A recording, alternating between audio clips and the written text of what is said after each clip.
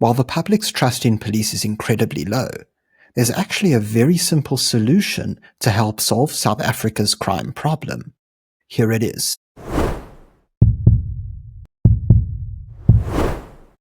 So a recent report found that not only is SAPS suffering from gross incompetence, but South Africans are becoming increasingly distrustful of police officers.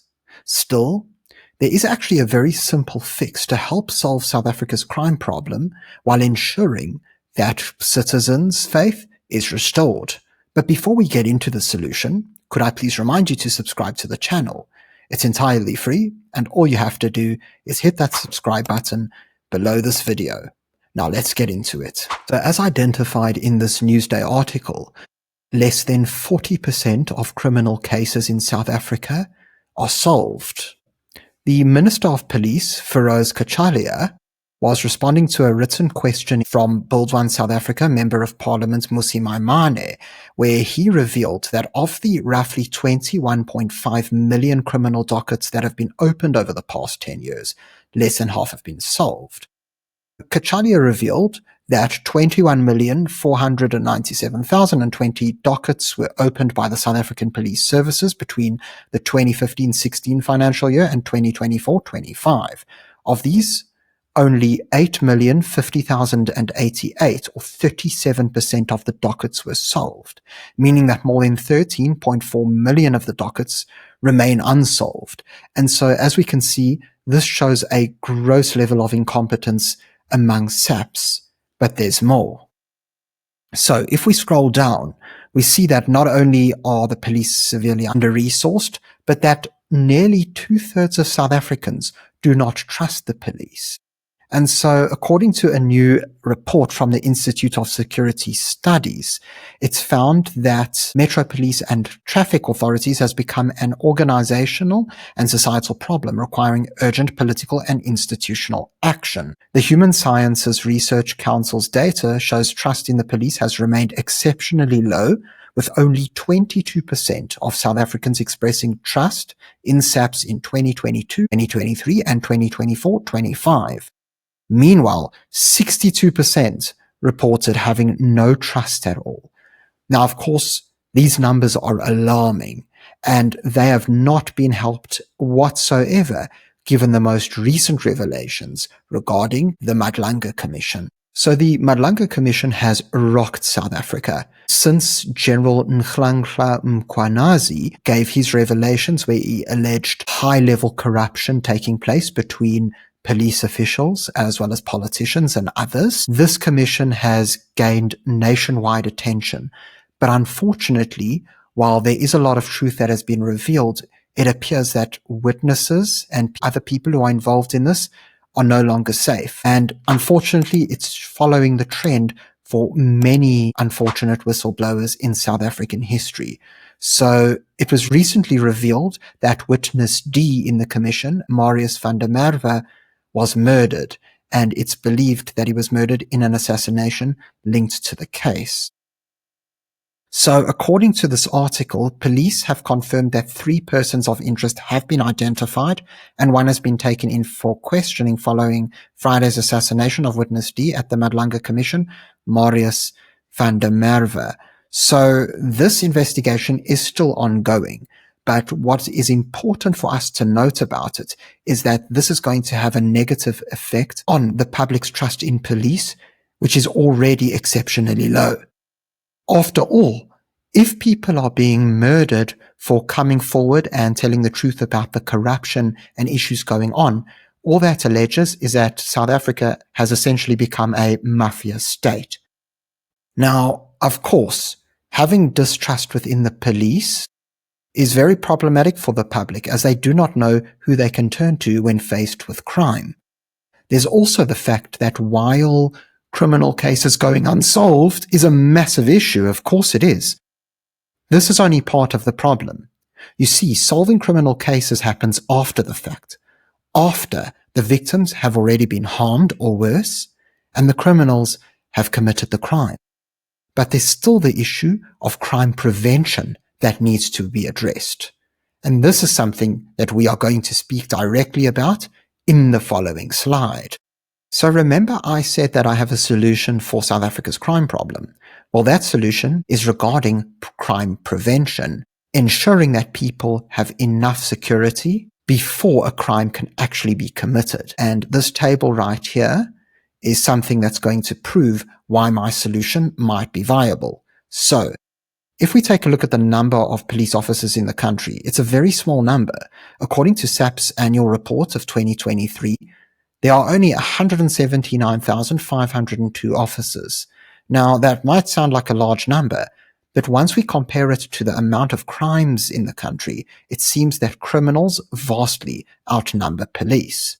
So, according to Action Society, there were 26,232 murders in South Africa in 2024. Common assaults, according to SAPS, were more than 185,000. And so there were more common assaults reported than there are police officers.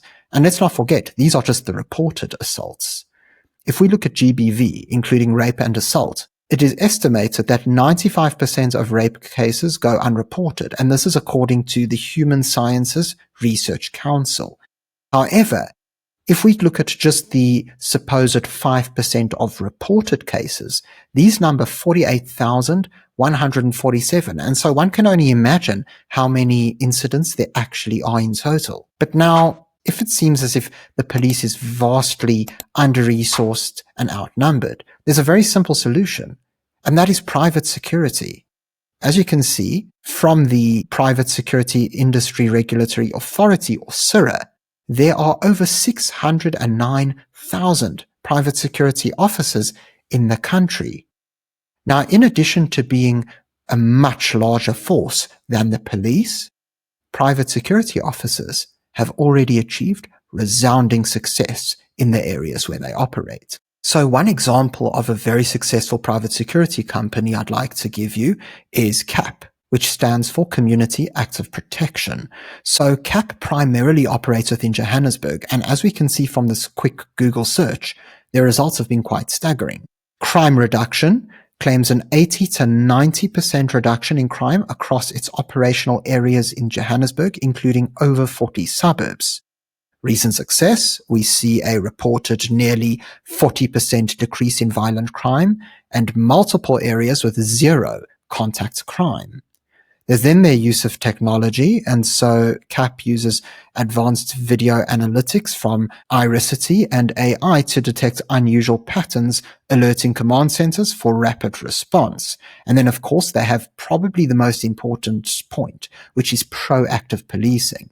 So CAP collaborates with SAPS on intelligence-driven operations, resulting in major arrests and seizures, according to their Facebook page.